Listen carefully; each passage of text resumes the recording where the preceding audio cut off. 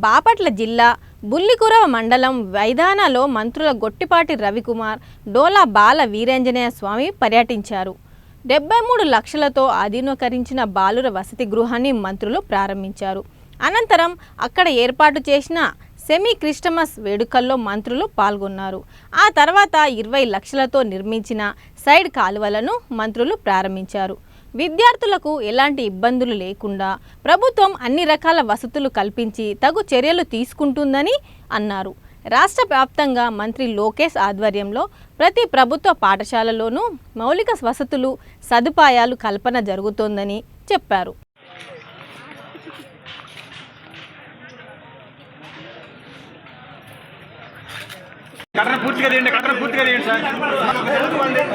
Okay sir ఒకసారి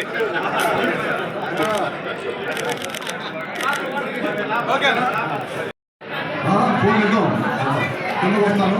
మీరు అందరూ 10 మైళ్ళ నుంచి ఉంటే వచ్చి ఇచ్చారు.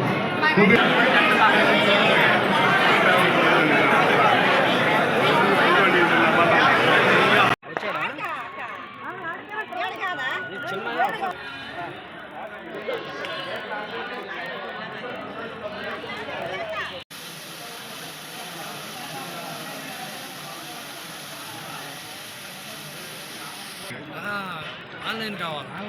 ఆన్లైన్ ఏంటి రిజిస్ట్రేషన్ ఏంటి? గొట్టిపాటి రవికుమార్ గారితో పాటు వారి నియోజకవర్గంలోని వైద్యుల గ్రామంలో సుమారుగా 3 కోట్ల అభివృద్ధి పనులకి ప్రారంభోత్సవం చేయడం జరిగింది. మీరు ఒకసారి గత ప్రభుత్వానికి మాకు మారుతున్నారు. ఎస్సీ హాస్టల్ నిరుపయోగం చేసి పాడుపడినట్టుంటే ఈరోజు 73 లక్షలు పెట్టి దాన్ని రెనోవేట్ చేసి చేయడం జరిగింది. అదేవిధంగా ఎలిమెంటరీ స్కూల్ కావచ్చు, ప్రభుత్వంతో కొంత దాతృత్వంతో ఇది తెలుగుదేశం, జనసేన, బీజేపీల ప్రభుత్వం యొక్క అభివృద్ధికి చిహ్నం.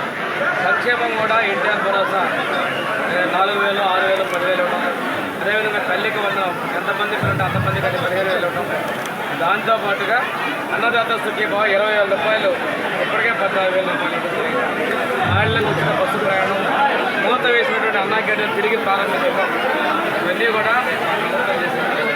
మేము చేసినటువంటి అభివృద్ధిని ఈరోజు ఈ గ్రామంలో రవి గారితో కలిసి గత ముఖ్యమంత్రి మాట్లాడుకుంటారా, బాబు నువ్వు పని చేస్తుంటే మాకెందుకు అవకాశం ఇస్తారు, నువ్వు చేసినట్టు అప్పు తీరుస్తూ మేము చెప్పేటువంటి ప్రభుత్వం, ప్రైవేట్ పబ్లిక్ ప్రైవేట్ పార్ట్నర్షిప్ భాగస్వామ్యంతో మేము చేస్తున్నాం. దానిలో పేదలకు ఉచిత వైద్యం, ఉచిత ఓపీ, ఉచితంగా సేవలు ఇస్తామని చెప్పి మేము తెలియజేస్తున్నాం. మీకన్నా ఎక్కువగా మెడికల్ సెంటర్ మేము పేద ప్రజల కోసం తయారు చేయించాం. ఏదో చేద్దామని చెప్పి అడవాడు చేస్తున్నాం. ఈ కార్యకర్తల నమ్మక ఒక చోట కూర్చొని 7 ముద్దలు కూడి 7 ముద్దలు 7 ముద్దలు పుస్తకాలు ఇవన్నీ కూడా మీడియా వాళ్ళు మేము ఎంతో కూడా తీసుకున్నాయి. వాళ్ళు మాట్లాడటం కూడా సిగ్గుచేటండి. ఎవరు కూడా సొంతంగా పిల్లల కోసం తీసుకెళ్ళడం లేరు. ఇంతేకాకుండా నాతో చాలాసార్లు ఈ ఊరు వైద్యులు అంటే అది చిన్న పల్లెటూరు కింద నేను అంటున్నా కానీ పోరాటం చేసి నా దగ్గర నుంచి 73 లక్షల రూపాయలు హాస్టల్ ఇచ్చి ఆయన ఎదురుగా ఒక 50 లక్షల రూపాయలు పైగా హాస్టల్ కేటాయించి సొంత నిధులతో ఈ ప్రభుత్వం కలిపి పబ్లిక్ ప్రైవేట్ అన్నట్టుగా కలిపి చేసి పిల్లల భవిష్యత్తు కోసం మనస్ఫూర్తిగా అభినందిస్తూ మేము ఎక్కడ కూర్చున్నా అద్దంకి గురుకుల పాఠశాల ఉంది. ఆ గురుకుల పాఠశాల కూడా మేము ఇద్దరం కలిసి వెళ్ళాం. అక్కడ స్తంభాలు, లైట్లను ఏర్పాటు చేశారు. రేపు అద్దంకిలో 2,20 లక్షల రూపాయలు పెట్టి ప్రత్యేకంగా ఆ స్కూల్లో పిల్లల కోసం ఇండోర్ స్టేడియం కూడా మంజూరు చేయడం జరిగింది. తొందరలో ఆర్డర్స్ కూడా వస్తాయి. అంటే ఆ పిల్లలకు కూడా క్రీడల్లో వాళ్ళ పనులు సాధించాలి. నేను మిమ్మల్ని కూడా చదువుతో పాటు ఆటపాటలు ఆడాలి. ఇప్పుడే మీ నాయకులు వచ్చేసి గ్రామస్తుల పెద్దలు నిరసగా నడుపుతున్నారు. మా గ్రౌండ్ కూడా ఫలానా చోట ఉంది మీరు చెప్పారని చెప్పేసి వారు 5,562 సైకిళ్ళు ఇచ్చాం మన కాన్స్టిట్యూన్సీ. 6, 7, 8, 9 అర్థమైందా? ఇవాళ మంత్రి గారిని మన ఊరికి తీసుకొని వచ్చాం. ఆయన చేతుల మీదుగా సైకిల్ ఇప్పించాలని ఆయన ఒకటే అడిగాను.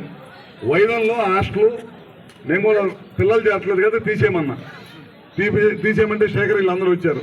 అన్న ఎప్పటి నుంచో ఉంది హాస్టల్, ఇవాళ తీసేస్తే మాకు చెడపేరు వచ్చింది. నేను అన్నాను హాస్టల్లో పిల్ల లేకుండా పిల్లల్ని చేర్పించకుండా చెడపేరు వచ్చిందంటే ఉపయోగం ఉంది, మీరు పిల్లల్ని చేరుస్తాను గట్టి మాటిస్తే చెప్తానన్నా.